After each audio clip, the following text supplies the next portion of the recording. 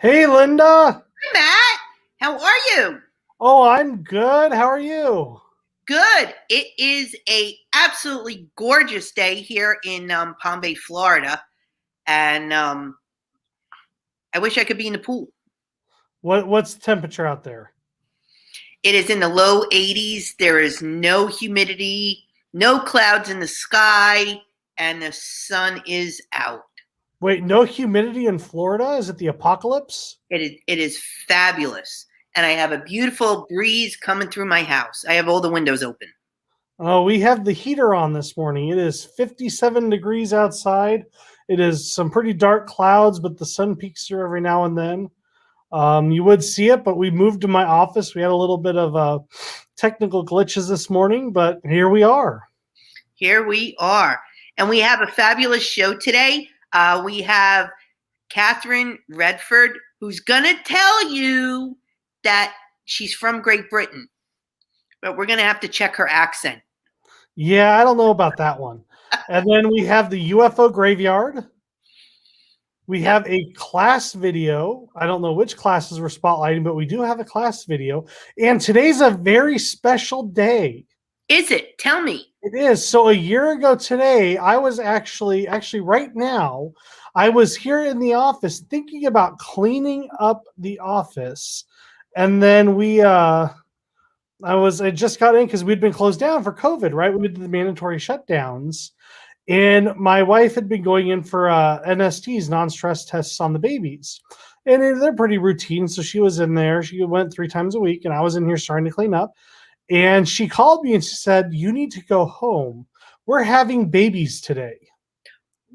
I went, "We're having what?" So I went home and I packed up my go bag and I ran out the door. She was at the hospital. Poor thing had to sit there all by herself from 11 o'clock in the morning to about 4:45. The babies, Oliver was born at 4:45 and Owen was born at 4:46. Wow. And she sat there, she did all herself. Big trooper there because of COVID. They wouldn't let me into the hospital. And we had 2 happy, healthy, bouncy baby boys. Wow. Wow. That's going to be some story when they're older. It is. So here they are. We took this picture a little while ago. Owen has his arm around Oliver.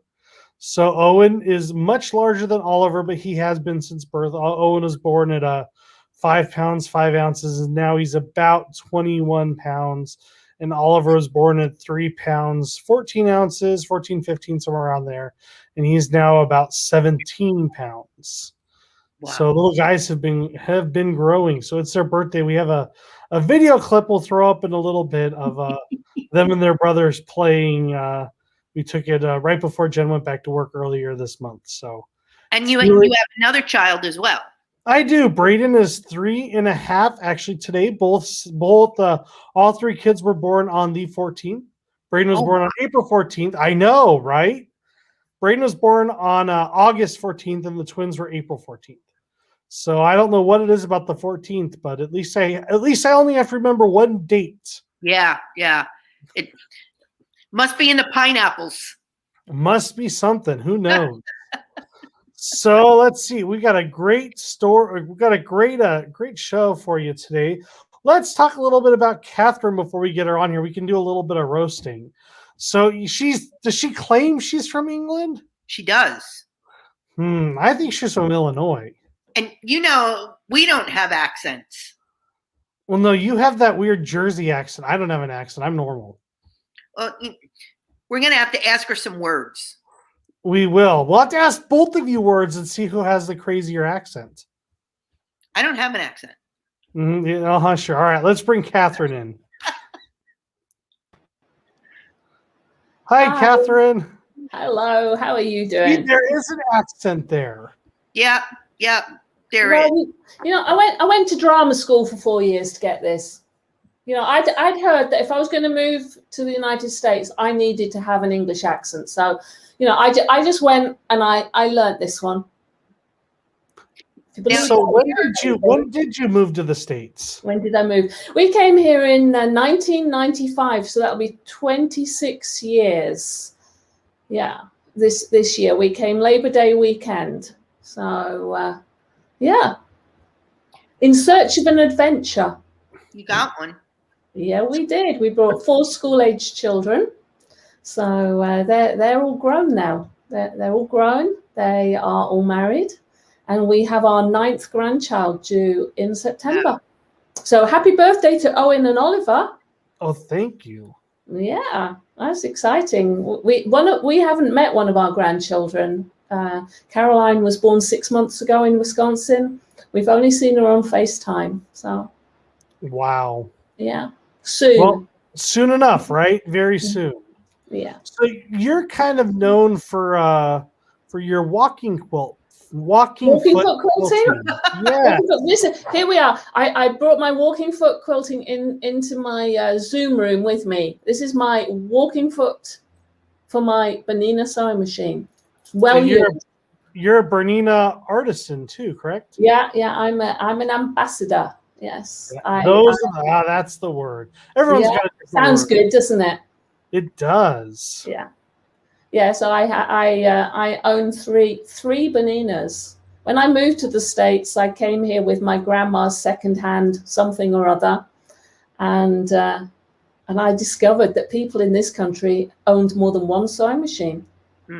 Anyway, and now I'm one of those people. What was your biggest challenge when you moved? When we moved here, that's a good one. I don't know. We lived in an embassy suites for seven weeks, 50 nights, with 4 school-aged children in one suite. You know, that was interesting. We actually had as much room to live in as we had in our London home. So we had 2 much bigger televisions than we'd been used to. Then we had to find a house and buy a house, and then we had to get the children into school. So we managed that, and I don't know. Coping with 4 children was enough challenge. It didn't really matter which country you were in. You just had to keep doing it. You know, every day survived is a good day. What do you think is your biggest culture difference? What do we Americans do the most different from the Brits? Oh, I don't know. I mean, the thing is, in England, we watched American television, right? So nothing really was a shock, because, you know, I live in a very Midwestern town in the Midwest where everything is like it is on television. So it really wasn't a shock. I expected it to be different. I expected to have to live differently, and I knew that the language was going to be a little issue, but I'd just have to learn the new words, you know, and everything. I knew that my children were just going to have to adapt at school. You know, we were the foreigners, and that's what we did, you know. How different? It's really hard to say. Sorry? How different is the language? How different is the language? Well, you know, we used to put the petrol in the car and close the trunk. No, we'd close the boot, open the bonnet to put the hood, you know, to put the oil in. I'd push the trolley around the supermarket when I wanted to put the food in it. Yeah, we'd walk on the pavement. So everything's a little bit more proper. Just a little bit more proper, I would say. Oh, I'm very proper. If you've met me, you know how very extremely proper I am. I wore my pearls today to show you how proper I could be. Okay, I'm gonna ask you a term you may or may not be familiar with. Do you know what a stoop is? A stoop, like a front stoop? Yeah.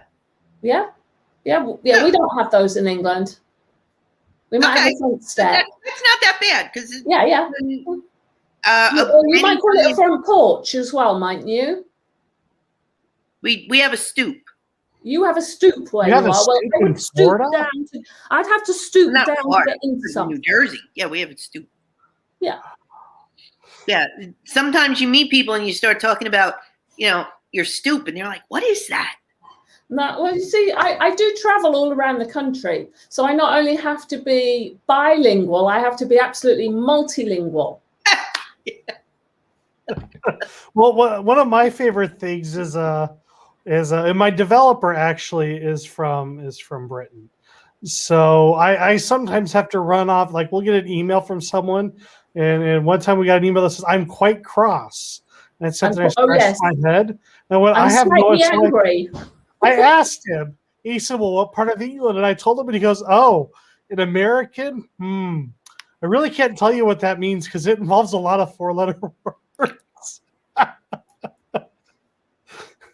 So there is a difference in which when somebody said they were quite cross to me, it kind of made me laugh. I didn't understand that was like, an American basically swearing at you.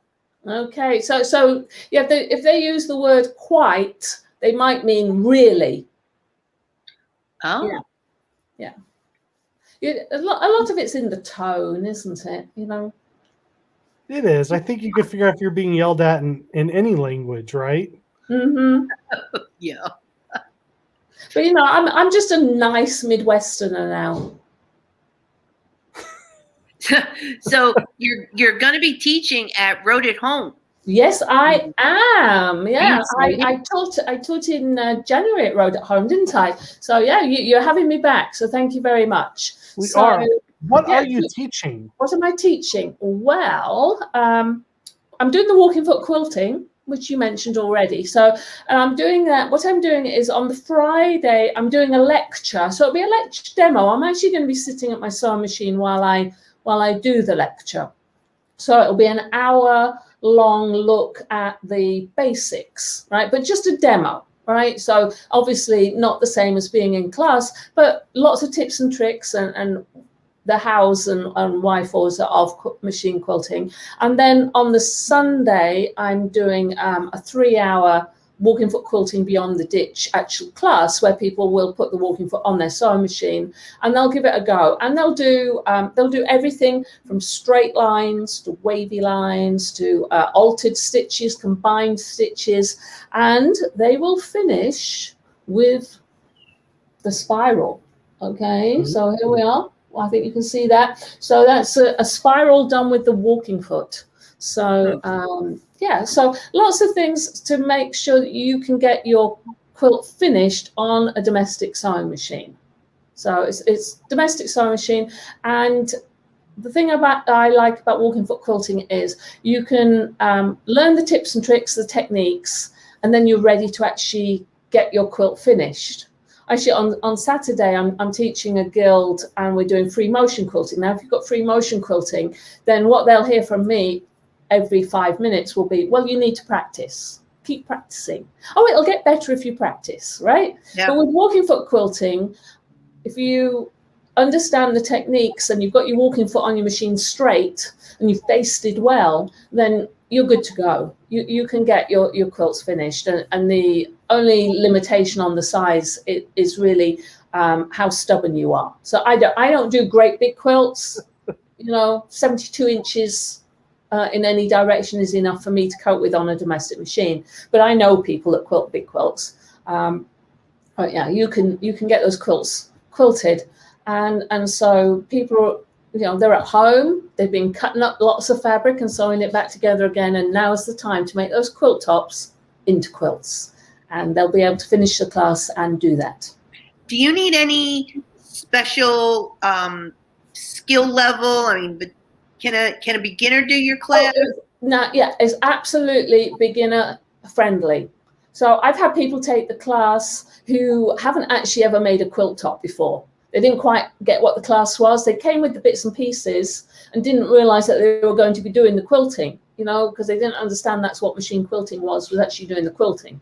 And they're fine. They're fine. Everybody can do something. But what I do find is that even those that would consider themselves intermediate will learn something new. Because I have some fun ideas. And so if you are really, at one with your sewing machine, then I have some little nifty things to do. So definitely not all in the ditch. We start in the ditch and then we get out of the ditch. So you do need a walking foot for your machine. You do need a walking foot. It is a walking foot quilting class. If you have a machine that has a built-in dual feed, then that's fine. You can use that. So, quite a few manufacturers actually have higher end machines with the built-in dual feed now. And as long as you want an open-toed foot so you can see where you're going, because it's always good to be able to see where you're going, right? So you want an open-toed foot, but you can use that dual feed. It works slightly differently, but it has a great results. Can you hold up that foot again so people can see? Okay, so see, if you look underneath there, it's open here. See, there's nothing there. The needle goes here and it's open, and it just means you can see where you're going. But see, that's a walking foot. This one's well used. If you've got a new one of these, they still have the paint on. We turn it around that way. See, it has this lever or lever. Okay, see, 2 languages. This goes, the needle pin goes in there, the screw goes in there to hold it on. You have to make sure it's on right. And then these little rubber bits, hold it up, these rubber bits, it's like putting a second set of feed dogs on your machine. Now everything goes through together. Now you do some handwork too. I do. Thank you for asking. You know, I like to say I am an English paper piecer. There you go. Yeah. So we actually did English paper piecing. We didn't I don't know what we called it, patchwork, I guess, when I was at high school in the lunch hour, because I went to an all-girls school and we did daft things like that. So I'm teaching a basics of English paper piecing, and it's traditional techniques, okay, because I like my English paper piecing to be sort of, like you said, like a proper English person. So so we use Perspex templates. Here's Perspex templates, and then we use nice, properly cut papers, and we baste by hand, and then we stitch together with some really nice fine thread, and take little stitches, and that way everybody gets really good results. So I'm teaching an English paper piecing class, and it's just a basic introduction so that you'll have enough technique that you can make one of those, supernova, whatever, something. I can't say that word that begins with P, the Pasca, something or other. You'll have all the techniques to make one of those quilts, but just in a shorter class. So you only need you get a kit, and then you just need some simple bits of fabric. So the quilt behind me on this side, that's English paper pieced. Okay, so that's made by hand. That one's machine pieced. And so I like the modern look, so this is actually my prize winning placemat. That won first place at the first Quilt Con. Modern in miniature, yeah.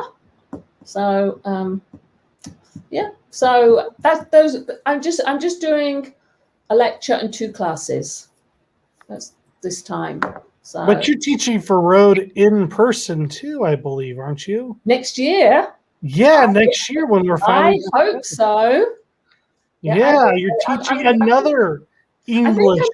I'm doing a variety of handwork classes. I think that's what I'm down for.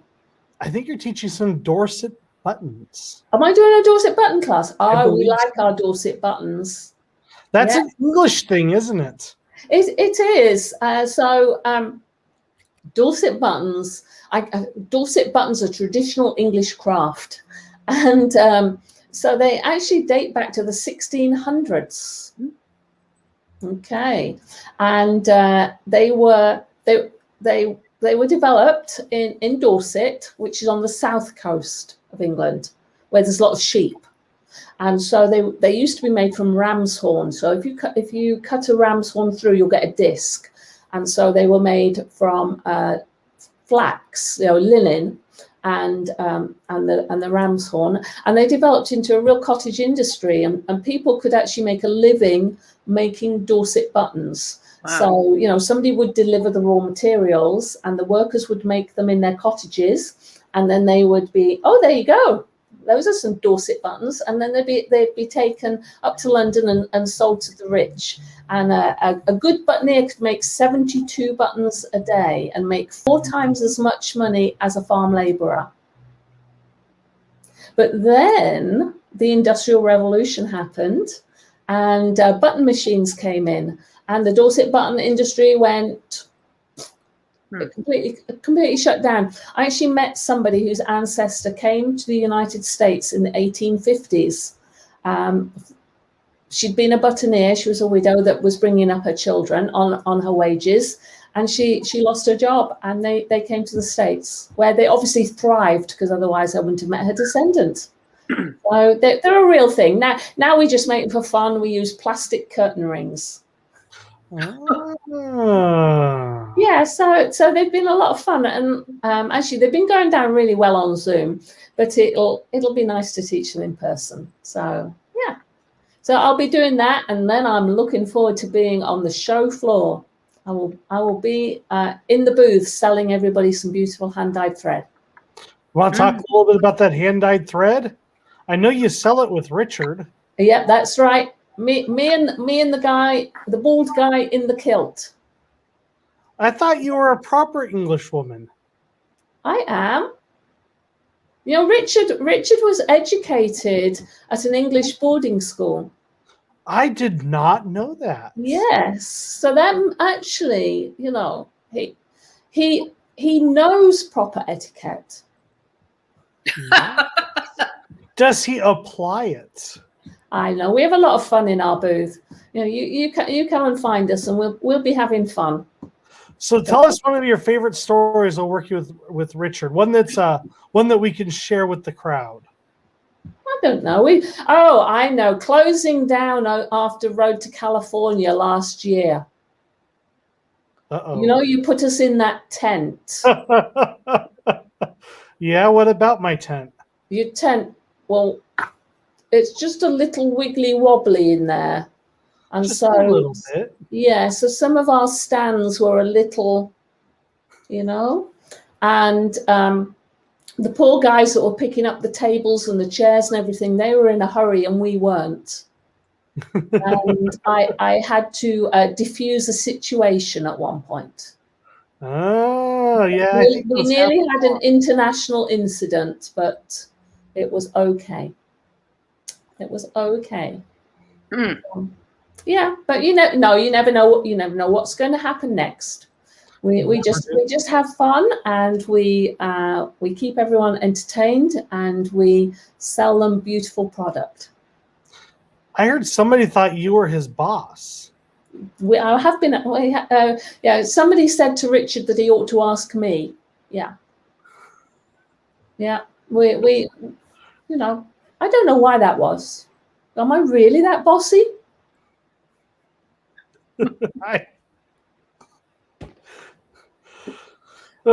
So what do you do when you're not quilting? When I'm not quilting, okay. Now I watched last week's talk, and Lee likes traveling. I like traveling, but I'm not as adventurous as her. So yeah, that's one of the reasons why I love being a traveling teacher, because I get to travel and I like to see where actually people are, you know. So it doesn't have to be somewhere exotic. You know, I can go to a little town somewhere and it's as much fun as you know going somewhere exotic. I like doing that. I like watching television. It really doesn't matter what it is, and that's why I do a lot of handwork, because then you know I can sit and sew for all day, and I can say, well, I worked all day today. What do you expect for dinner? I was working, you know. And I could have been watching Hallmark movies all day. So I like knitting. Oh. I learned to knit before I learned to sew. Okay, my grandma taught me to knit, so I like to knit. I like to read.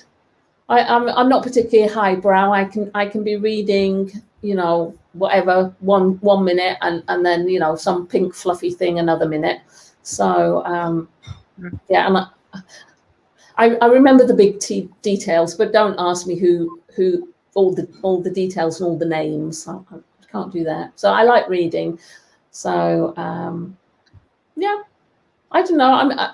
I walk occasionally. I was walking in the basement every day, but now we have a dead thing somewhere. We have the smell of death in the basement. Oh.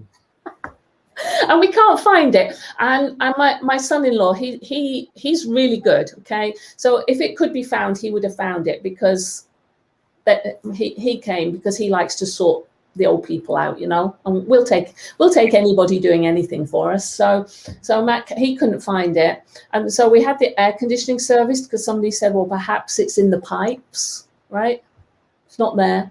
So now we're thinking we've got a dead thing somewhere underneath something in the backyard, but nobody's going looking. So you don't want to come and visit us just at the moment, because it could be there you are, the dead thing, and it could be inside the wall. Yeah. And we're not going to go looking and making a mess, because then we'd have to clear it up. And we know that eventually the dead thing will dry up and the smell will go away. And we just tend to let things happen and not get too worried about it. And if you're in the house long enough, the smell goes away. You don't notice it. Wow. Aren't we bad? We're terrible. So this is an interesting comment here from Sharon. Dorset buttons were actually made from ram's horns. Yep, that's right. So and then they decided they'd make them from wire. They made them from wire, and they would have children soldering them together. It was a job for the children actually soldering them together. So wow. Yes. So there you are. Crazy. Does anybody have any questions for Catherine? You can put them in the chat, because we're watching the chat. Yes, incense candles. I'm not sure. We moved into our house and I heard some scratching, and I went, oh no. So we were going to Hawaii that summer, taking Braden to Hawaii, and right before we left, I took a can of spray foam. This was in July, so it was about 110 degrees outside. Yeah. I took a can of spray foam. I thought they were up getting in by the fireplace, and I sealed it in. So we were gone for almost, I think it was 10 days, I think is how long we were gone. So I figured whatever might have died in the wall was dried out by the time we got back. Yeah. The problem is it's not so hot here at the moment, so it's taking a while. So we did go to Home Depot and buy those big gel things that are supposed to like absorb the smell, and we got all the things. We got a bag of volcanic rock that's supposed to absorb the smell. No. It just smells like perfume and death now. It smells like death. It's pretty disgusting, but you get used to it. just keep stitching. Oh boy. And we have a question for you. Okay, so what do I use for my embroidery? I use pearl cotton. Okay. I really enjoy using pearl cotton. So of course I use the pearl cotton that we sell in the Global Artisans booth, and it's a fair trade product from South Africa. It's beautiful, hand dyed, lovely colors, great quality. So I like number 8. So number 8 would be equivalent to using like 2 strands of floss if you're used to using floss. If you like bigger stitches, you can use number 5. If you really like tiny stitches, you can use number 12. But, most of my stitching goes into quilts. And so I want, so it has to be reasonable size stitching. Otherwise, you're going to be stitching forever. So number 8, it makes a nice stitch. And that's what I use. So, yeah, well spotted that it does not look like floss. It's a little bit different look, but I like it. Yeah. So in Global Artisans, we'll be a vendor at Rhode in... oh Lord, it's 2022. Yes. And I believe also at the International Sewing Arts Festival, you guys are going to take some of that thread and decorate some garments with it and show the different ways you can. Yes, I have been informed. Yes, I have been informed. So, back in the early late 1990s and into the early 2000s, you know, when you went to a quilt show, everybody wore quilted garments, didn't they? Yeah. You know, and Yes. then that sort of faded away. That look it's not so common anymore, but they're back on trend. They are back on trend. We're seeing more of the fashion general, like home sewing, like people are sewing their own t-shirts and Oh yeah, like yeah, and so the visible mending and as well, yeah. So I've never had a serger or an overlocker, but you know it's tempting. So maybe you'll have lots of people doing all that stuff, and when I can escape from the booth, I'll be able to go around and learn things. There you go. Okay, here's a couple of questions for you. What's your favorite fabric? Okay, well, Sandy, I like Kona cotton. Actually, I use just the good quality Robert Kaufman Kona cotton for most of my stitching, and it's sturdy enough for me to do my embroidery on. I don't use a hoop, so if it was flimsier than that, I think I'd struggle. I like things like the Essex linen, you know, something that's got a little bit of texture to it. But it's got to have a little bit of body. But and of course I like wool. I have you got me teaching a wool applique class? You might well have. I haven't looked at that contract for a while. Look it up. Yeah, so I do wool applique. I believe you might be seeing a copy of my book later on in our program today. And so yeah, I do my embroidery on wool as well. I do wool applique. So I like to embroider on that. And do you create your own embroidery patterns? Well, you know, I am a professional, so it is expected of me. So most of the time I am developing my own patterns. Now that doesn't necessarily mean that I think, oh, I'd like to do a bird today, and I get my pencil and I draw a bird. Okay, you know, I will use things for inspiration. So I like to use the copyright-free, permission-free books that you can get. You know, there's all sorts of books out there that are produced for artisans and artists to use. So I tend to use those and then work from the beginning of there. It might be something that's a really small something and I have to resize it up, or it's something really ornate and I have to simplify it. But yes, so my designs, I draw them myself, but I take inspiration from other sources. Well, I actually have a listing of the classes that we had selected. Oh, good. That's better than me then. Right. Yeah, good job. Let's see. We have Fun with Hand Embroidery. That's a 6-hour class. Oh, we're going to learn everything in that class. So in that class, you'd learn like where I get my designs from, how I come up with them, how I transfer them, how we stitch them, and how we finish them. Yeah. Then let's see. Introduction to Folk Art Embroidery. That would be a quicker look at the embroidery stitches. Dimensional hand embroidery stitches. Those would be the difficult hand embroidery stitches. And then, of course, we talked about the Dorset buttons. But you're not using your hands. Can't miss out on the Dorset buttons. Yeah. So. Let's see. Here's another question for you. With the walking foot quilting, do we have the square sandwich together for the class? No, the supply list says that you need to have squares of fabric and you need to have squares of batting. And it also suggests that you have a couple of pieced blocks if you have any orphan blocks lying around. And I will actually be talking about basting because I'm a little picky about that.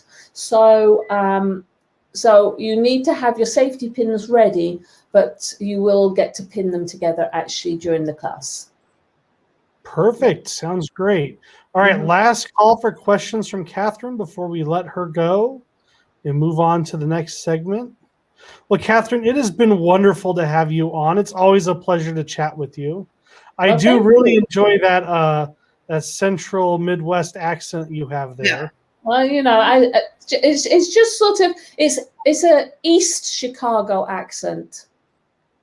Okay, it's just slightly east. No, the English paper piecing is hexes and diamonds. We've got to answer that question, because you need to be able to do those very small points as well. So once you've learned hexes, then we learn diamonds, and we talk about splitting things into triangles and half shapes. And that means that you get everything you need to know for any straight-sided piece. Yeah. Good. Wonderful. Well, thank you very much. Thank you, Catherine. No, thanks for having me. It gets a bit lonely at home, you know. So my husband's working really hard in the other room. So it's nice to have somebody for me to talk to. Thanks. All right. Well, thank you, Catherine, and we will be talking to you again soon. Yeah. Thanks, Matt. Thanks, Linda. So all right. Up next? What's next? Let's see. We're going to have a very quick video here going over some of our classes on Saturday morning, and then you have a quick comment from Stevie and I, and then into a product review with Stevie and Linda. So let's hit it, Jillian.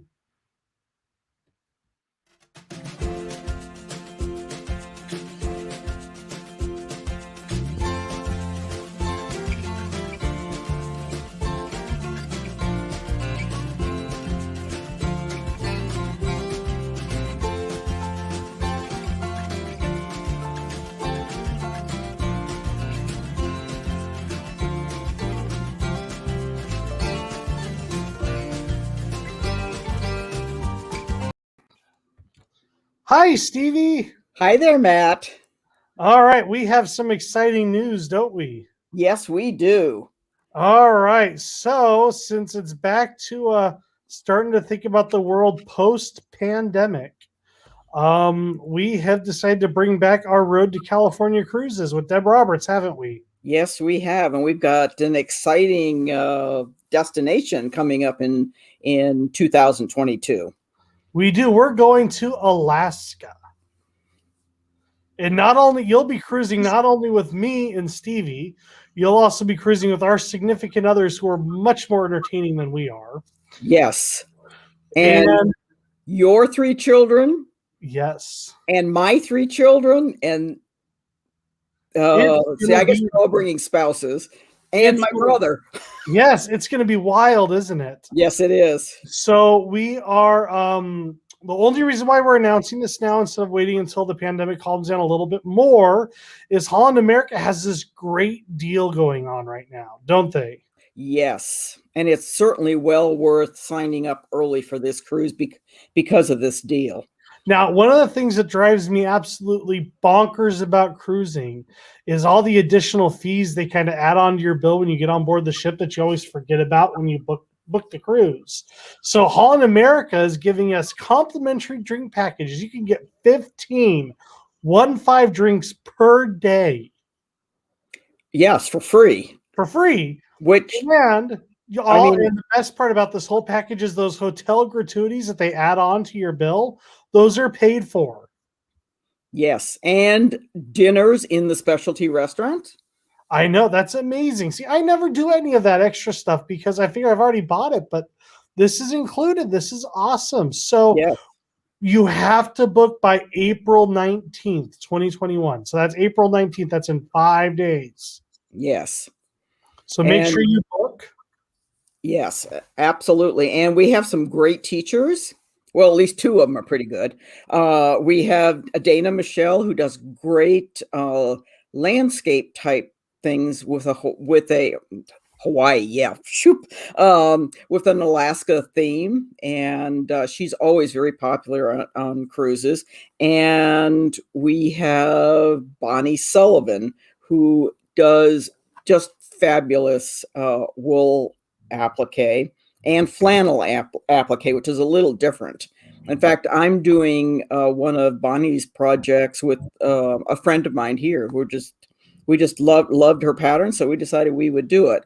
And the 3rd teacher is somebody you've never heard of. It's me, and I'll be doing some English paper piecing and Dorset buttons. Oh, don't tell Catherine. Catherine, you didn't hear that. No, we're not going to tell Catherine. But we're doing. We're not doing plain English paper piecing. We're doing clamshells, and then a block called Brimfield block. So they're a little bit different shapes, but and the photographs will be up as soon as the teachers finish their projects.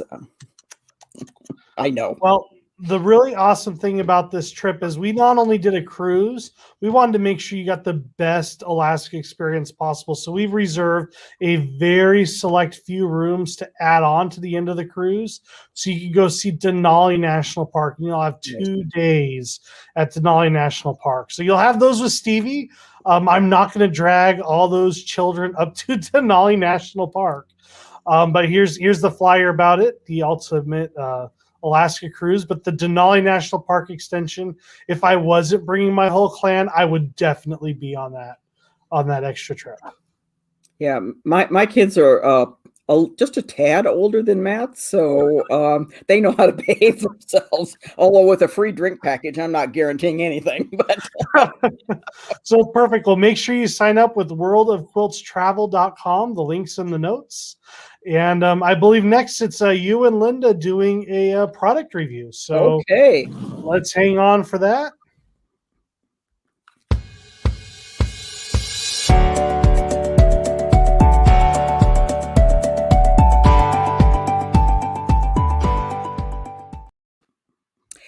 hello, Linda.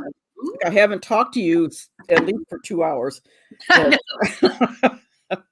Okay, today I am going to be reviewing Catherine Redford's book. Here we go. Ooh. It's called Butterfly Stitches, Hand Embroidery and Wool Applique Designs. She had me at the title. I like butterflies so much. I even had a butterfly dog, also known as a papillon. So in this book, she has 12 designs for different types of different styles that were not styles, but different butterflies. Here we go. And some stitch suggestions. But one of the things that I really, really liked about this book was the section when she talked about doing a chain stitch embroidery and then making a sharp curve so that your stitching creates a point and not just a swoop around. Yeah, that's important. Yes, it's making a sharp point, and also how to here we go. How to add new threads. And she also does something that I love to do is to stitch on top of a stitch. Like if you're doing in the book, it's chain stitch, and how you can add stitching onto the side of it. You can do like a back stitch in the middle of a chain stitch, or you could do it on both sides or all three together. So and she also shows how you can take one of these, here we go. One of these designs and do it as a standalone. And so, or else you can put several into a quilt. But I think that would be a great thing to put on a garment too. Yeah, is it done on wool? They're done on wool? They are done on wool, yes. And which really gives it a nice texture. And she does use the threads from that she was talking about earlier, and I will be reviewing those next week. I showed them to a group of my stitching friends yesterday, and of course I had to count them and make sure I got them all back.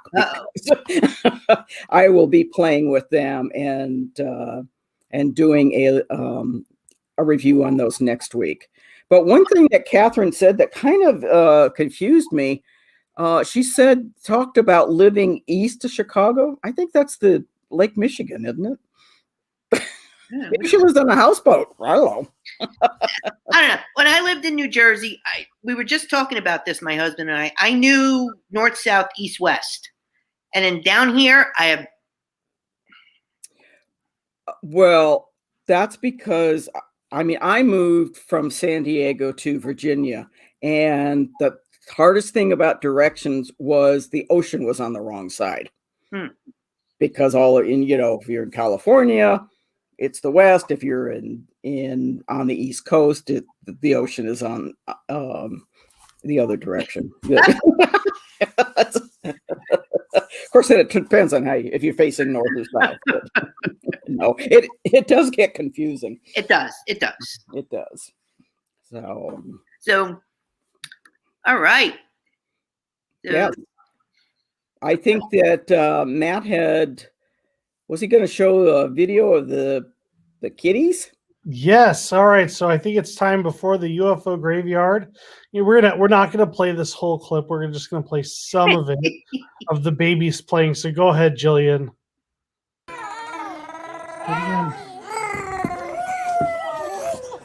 So Owen is on the left. It actually goes age order in reverse.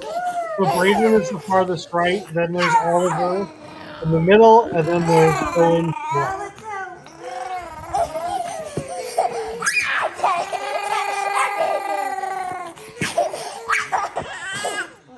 So Braden's a great big brother. The only problem is those three wrestle all the time.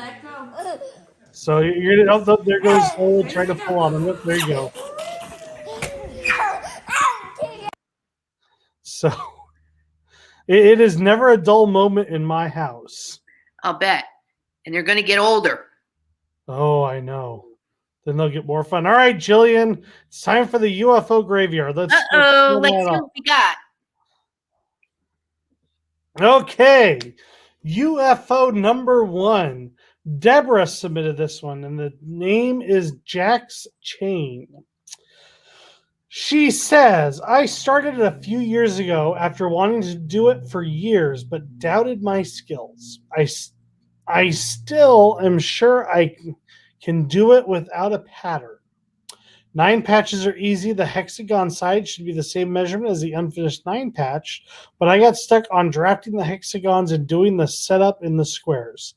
The photo shows all the parts. Well, you certainly did get stuck, didn't you?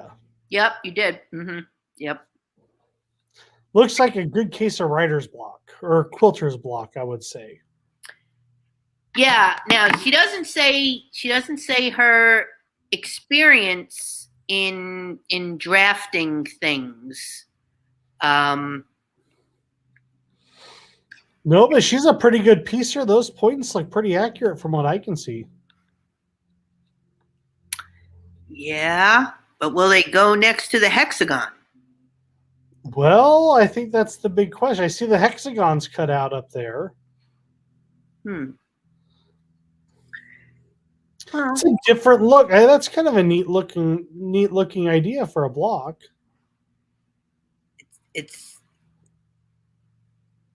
Yeah.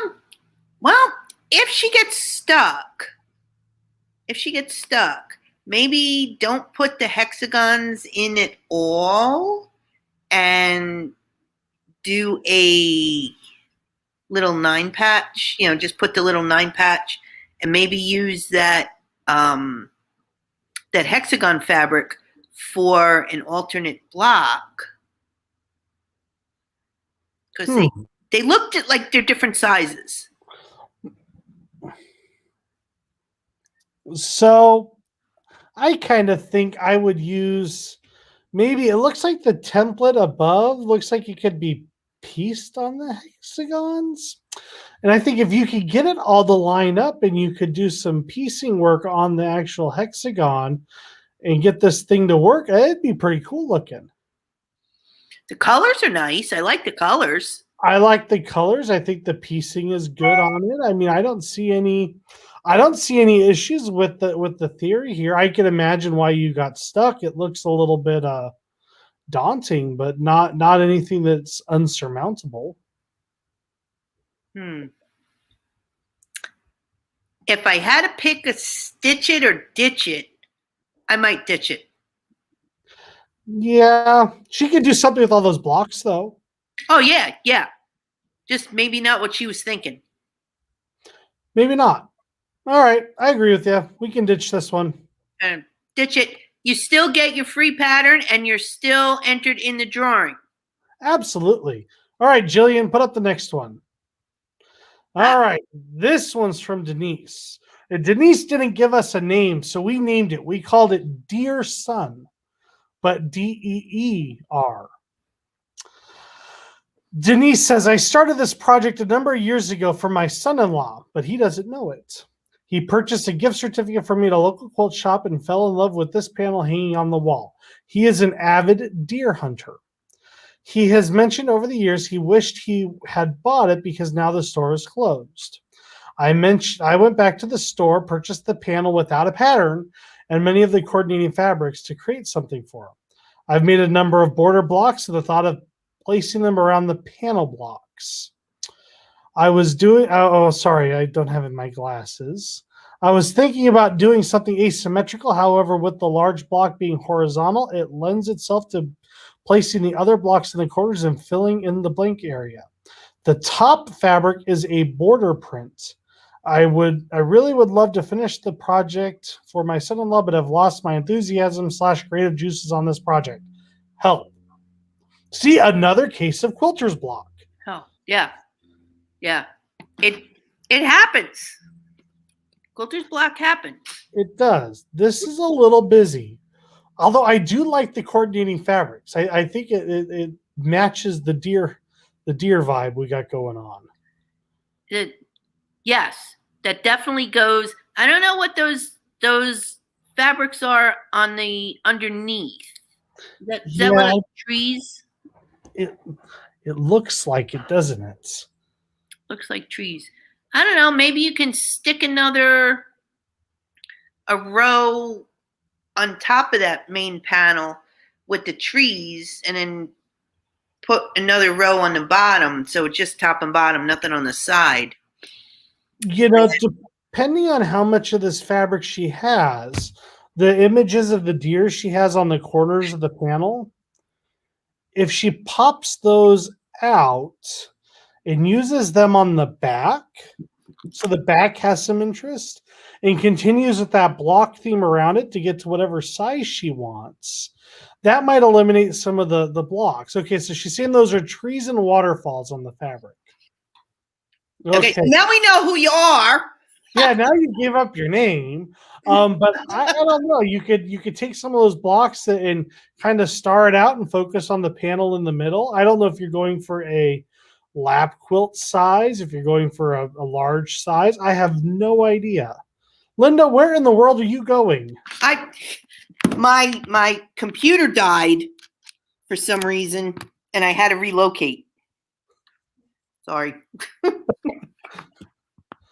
So, all right, I'm plugged in again. There you go. Okay. A throw quilt size. Okay. There we go. I would do some more piecing, because when you're piecing stuff, it's easier to integrate another fabric instead of just having a solid piece. When you piece it in, sometimes people might not even see that they don't go. Well, and especially if you don't have the I'd use the small squares as cornerstones and use some more of the solids for multiple borders around the panel. Trees and waterfall fabric would be nice for a final border with the 4 squares as the corner. Yes, I could see that.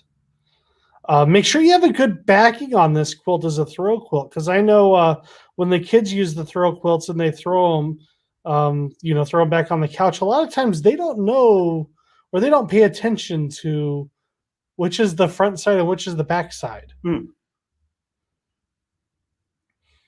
So they're equal opportunity. Exactly. I think this is definitely a stitch it. I would stitch it. Yeah, I'm a stitch it. Yep. So if you want your quilt reviewed, or if you have a case of quilter's block, there is only 2 more weeks of It's So Road that we're going to be doing the UFO graveyard. So you need to make sure you get your quilts in within the next 2 weeks so that you can not only get a free pattern, you can get entered to win a free class that I'm paying the kit fee for. Yes. And I'm donating the class. Your choice. Perfect. Well, we want to thank Catherine again for being on the show today. It was great. It was super informative. And that far eastern Chicago accent is surely entertaining. Yes. So thank you. Next week, we have a mystery guest. You won't know until you log on. So make sure you log on and check out next week's episode of It's So Road with our secret guest. I take bribes. All right. Thank you for joining. Stay safe. Get your vaccine so we can get back in person. And keep wearing your mask. Absolutely. Take care, and we'll see you next time. Bye, everybody.